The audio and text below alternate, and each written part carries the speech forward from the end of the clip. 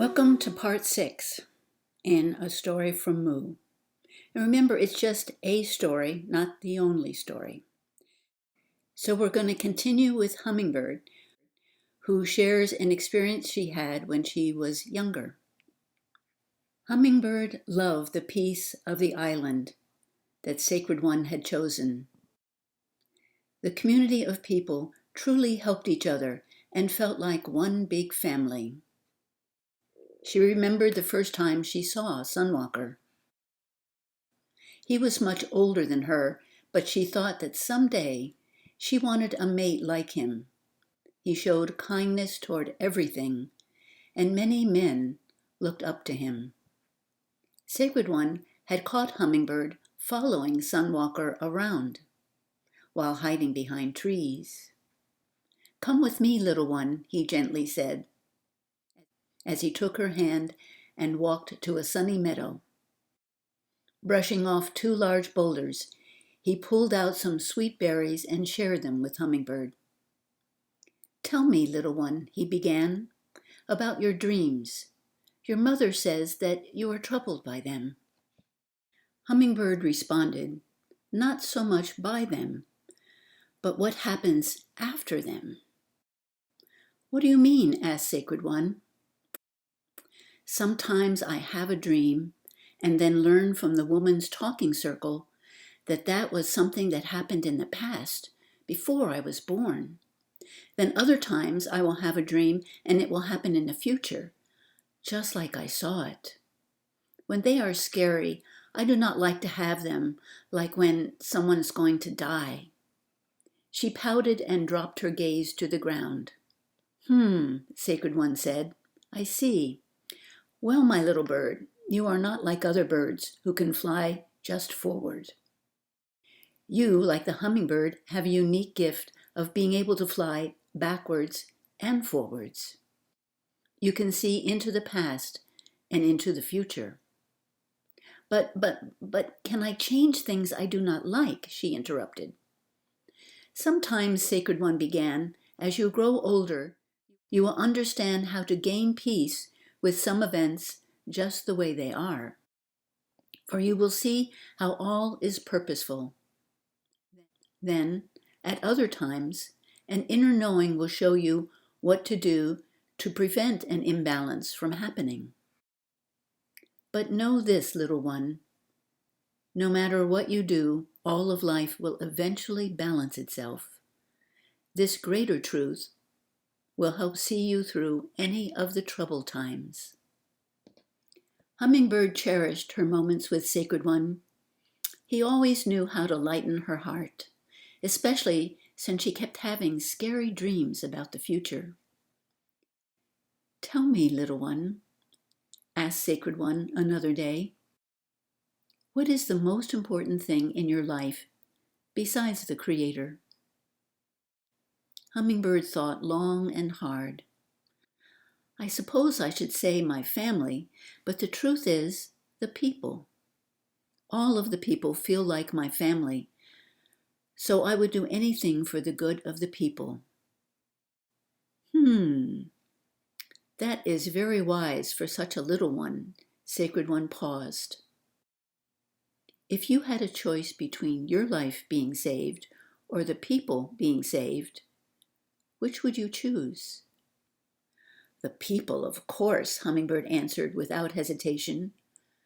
"Are you sure?" probed Sacred One. "Yes. What would I do alone without family and friends? And the fact that the people could continue to be because of my sacrifice, that would be the highest gift I could ever give."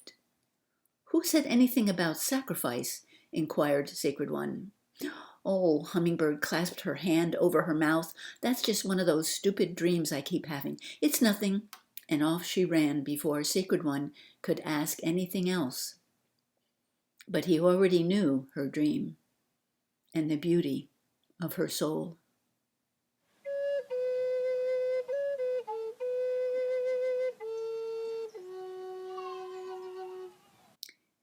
The next person we learn about is Steady Turtle, and in his native tongue, his name means one whose calm and simplicity mask a greater knowing.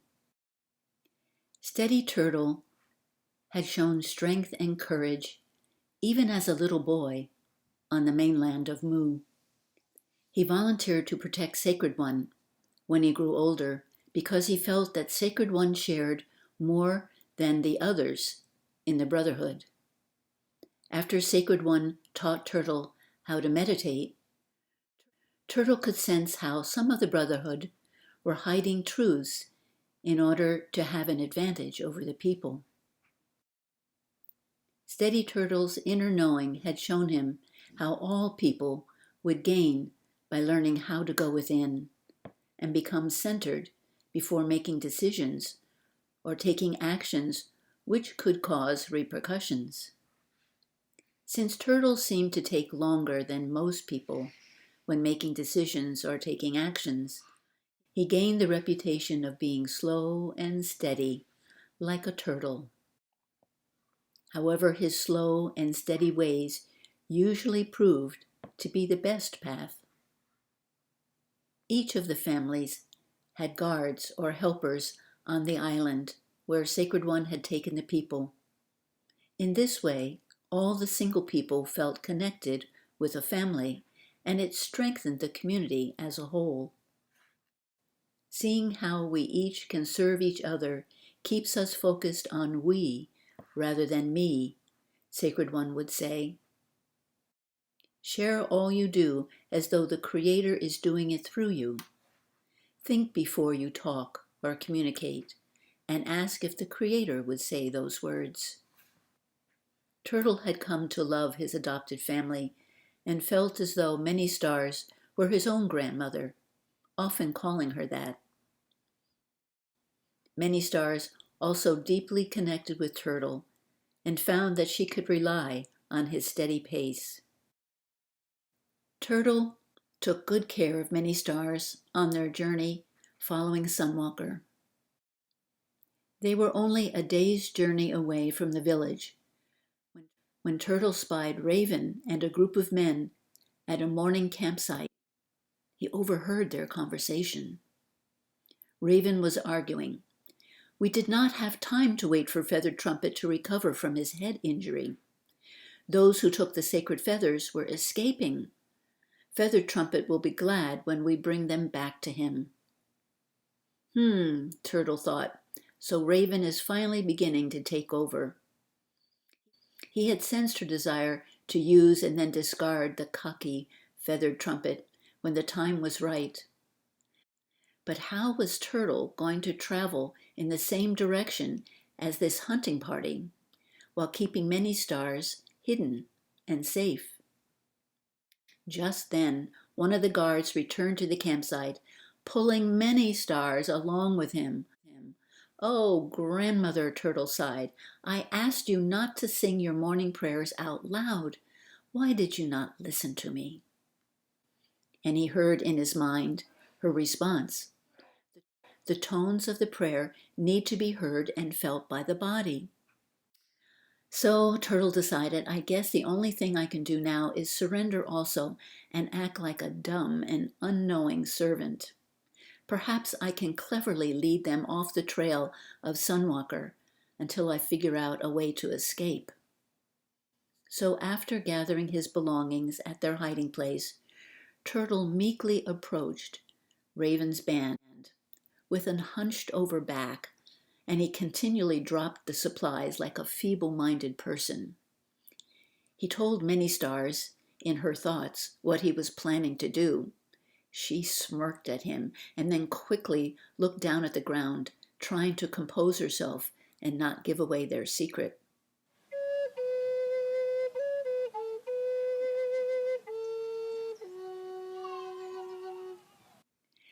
Now we're going to learn about Hawk, who is one of SunWalker's friends from the beach community. And his name in his native tongue means one who can soar above and see the broader picture. Hawk had joyfully reunited with Moonbeam, his mate, and the community on the beach. He was grateful that Hummingbird had the inner vision to prepare for the long journey. They were well on their way when Hummingbird suddenly said, "Stop, stop, we need to go in this direction."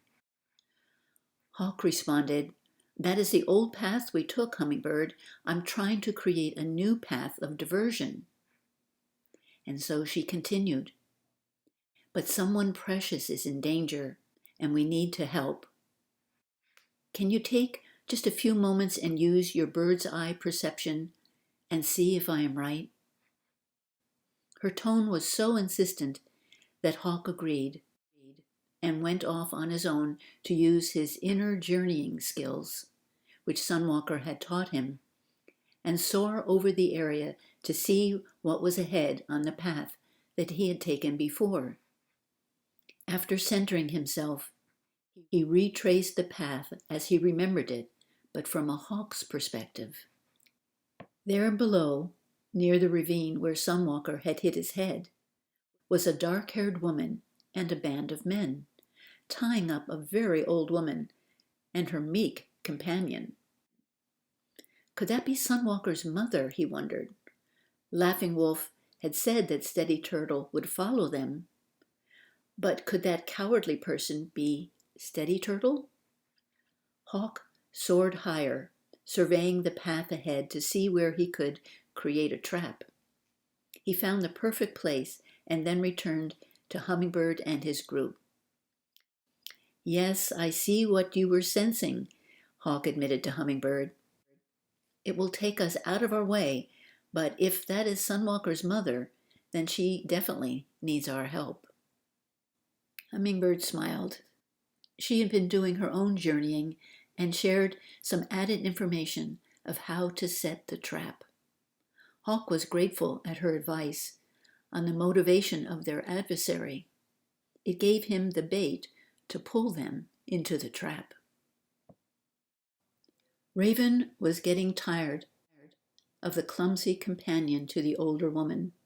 He kept slowing them down. "Maybe I should get rid of him," she thought out loud. "It is just the old woman who is important. She is related to that young girl taken away with the sacred feathers. Maybe I can create an exchange, the old woman's life for the feathers." A child's high shrill caught her off guard. She quickly crouched down and moved through the bushes toward the sound. "Look, Mother," the child shrieked. "Some special feathers are lodged in this tree. Someone walking off the cliff above must have dropped them, and they fell way down here. They look very old. Look at those knots tied in the feather casing. Could it be that this child found the sacred feathers?" Raven's heart accelerated, but then her clever mind sensed a trap. "This is much too easy," she thought. She circled back to her group and sent 2 men out to search the area for any sign of other people.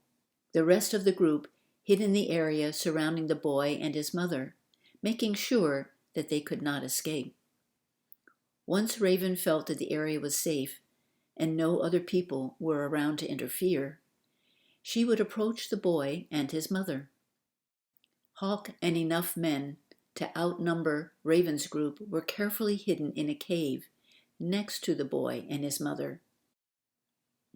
The only way anyone would find them would have been to search the area near the boy and woman. However, Hawk knew that the best strategy of Raven would be to search the surrounding area without being seen, and then surprise the boy and mother before they could get away. He had made sure that his men added extra shrubs to the outside of the cave to camouflage it completely. When Raven and her men finally approached the boy and his mother, mentioning how she had dropped some special feathers while walking on the cliff, Steady Turtle sensed that something unusual was about to happen.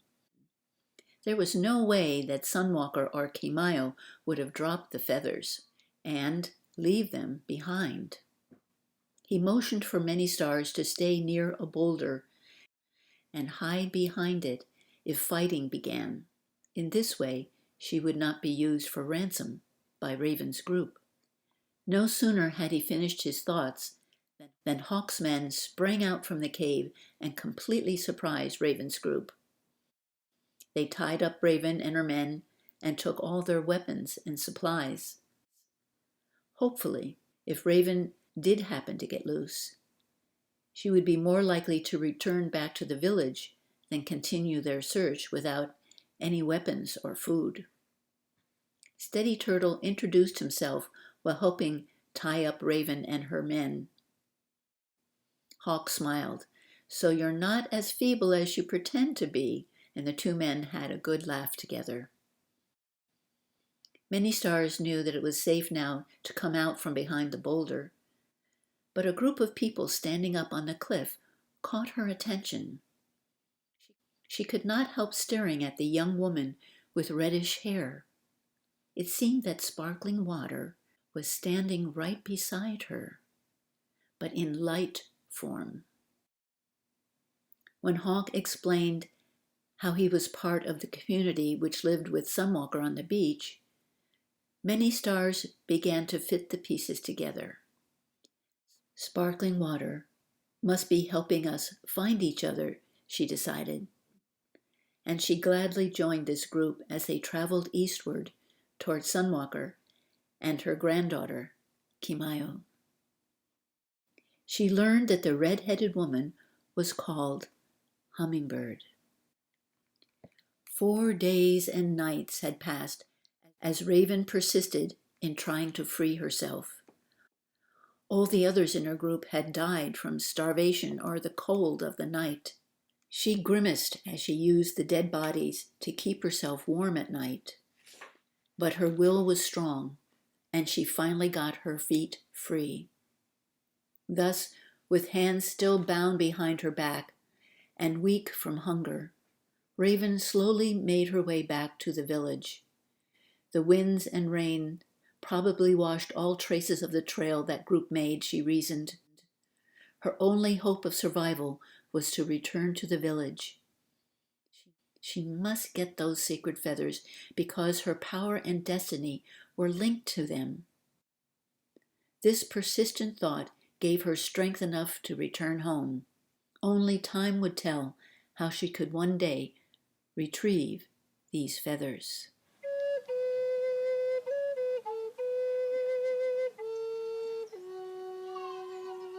Now we're going to learn about Laughing Wolf, one of the guardians of Keymyu's family, and his name in his ancient tongue meant one whose light heart brings joy to others.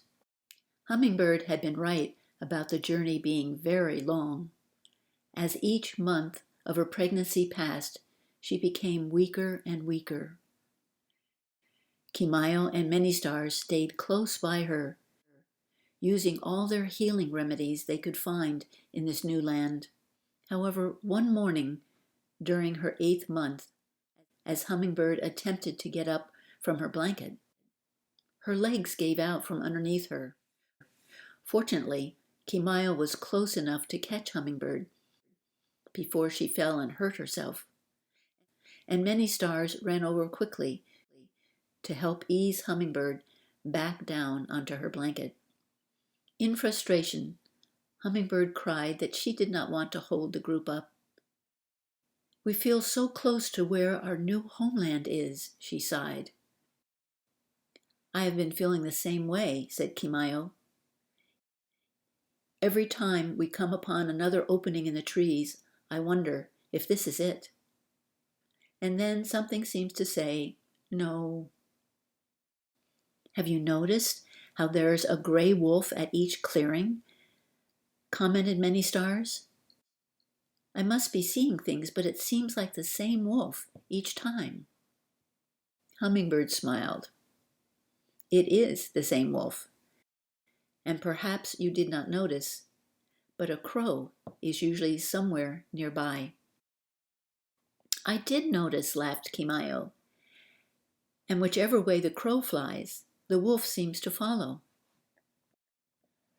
Laughing Wolf could not help overhearing this conversation, since he was close by while repairing their tools. He did not know anything about a crow or a wolf, but he did know that it would be unwise for Hummingbird to walk any further. Thus, after gathering Steady Turtle, they went into a wooded area nearby, and by midday they returned with something which could be used to carry Hummingbird. Wolf and Turtle demonstrated how the branches could rest on two men's shoulders, while the area woven with twigs in the center could be used to lie on or sit on. Wolf added, a blanket will soften the center area. Tears welled up in Hummingbird's eyes. How often Wolf would create something to ease another's burden. She pulled out 2 crow feathers from her medicine bag and handed one to Wolf and the other to Turtle. The shells sewn on them are from our homeland Mu, she explained. Sacred One had given me a handful of shells when I was a little girl. He told me that whenever I needed help, I was to pull out one of these shells and offer it to the Great Spirit with a prayer. I have been collecting crow feathers for my son and sewing a shell on each feather as I found it. But since you have helped my son and his weary mother on this journey, I know he would gladly share 2 of his feathers with the 2 of you. Thank you. I would have not been able to continue without this, what shall we call it? Your sacred seat, O wise one, bowed Laughing Wolf with great style, and everyone gathered around them and laughed, and bowed in the same manner. Hummingbird blushed and giggled along with them, bowing back, while still sitting on her blanket. The sacred seat became the focal point for much laughter, which eased the weariness of everyone on this journey. One evening, for example, Wolf served an entire meal to everyone, carrying the meal on the sacred seat, with Turtle's help. Another evening, Moonbeam and Keymyu came up with a humorous dance using the sacred seat. And Turtle, who was quite a storyteller, invented a humorous story of how the sacred seat was first begun in ancient times. All of this humor helped draw attention away from Hummingbird needing special care, which would have made her feel awkward and embarrassed. She thanked and blessed Wolf many times in her prayers. You are a loyal and treasured friend to everyone, she thought. Somehow you combine the cleverness of a wolf and the laughter of a joyful heart. No wonder you are called Laughing Wolf. It had been easy for Keymyu to accept Hummingbird as SunWalker's new companion and mate, since Hummingbird reminded her so much of sparkling water. Often, as Hummingbird spoke, it sounded just like what sparkling water might have said. As well, Hummingbird shared with Keymyu how much she admired SunWalker and sparkling water as a couple. She explained they balanced each other, showed respect for each other, and were willing to listen and learn from each other. Hummingbird also told Keymyu how she and SunWalker were just friends for a long time. We were meditating together one day, she shared, when both of us experienced a feeling that I would carry SunWalker's child. Both of us were too embarrassed to talk about it at first, since we were just friends at that point. But as each day passed, we grew closer and closer, until one day we knew it was time to join together in a ceremony as lifetime companions. SunWalker had shared with me how much he wanted to find you and his mother, she continued. So, when he had a vision to go to Feather Trumpet's new ceremony to look for you both, I understood and encouraged him to follow his inner guidance. By now, everyone on the journey had heard the story of how SunWalker and Keymyu were brother and sister rather than father and daughter. After SunWalker carefully guided the people through Sacred One's life and his difficult choices, all accepted what had happened, and they were ready to bring the new and healthier choices into the future. That was why they were so eager to learn the wisdom from the ancient ones. Evenings by the fire had become special for the people in this new land. Keymyu was asked to share the teaching she had learned on her journey across the great water, and SunWalker was asked to share the skills of meditation which Sacred One had taught him.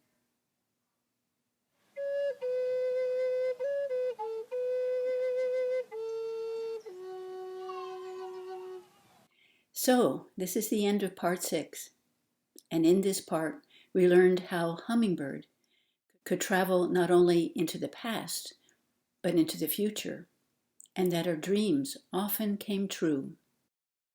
We also learned how clever Steady Turtle is, and how Hawk can soar above and see from a hawk's broader perspective.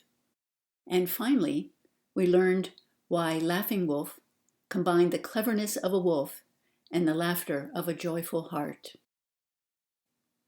Upcoming in part 7, we will gain some of the teachings that Keymyu learned from the ancient ones. And as the group approached the valley where they felt this was going to be their new home, Hummingbird needs help with the birth of her son. So thank you. Thank you so much for passing this video series on to others. And you know that you're in my thoughts and my prayers. Good people of peace and calmness and kindness. Blessings and peace to you, and namaste.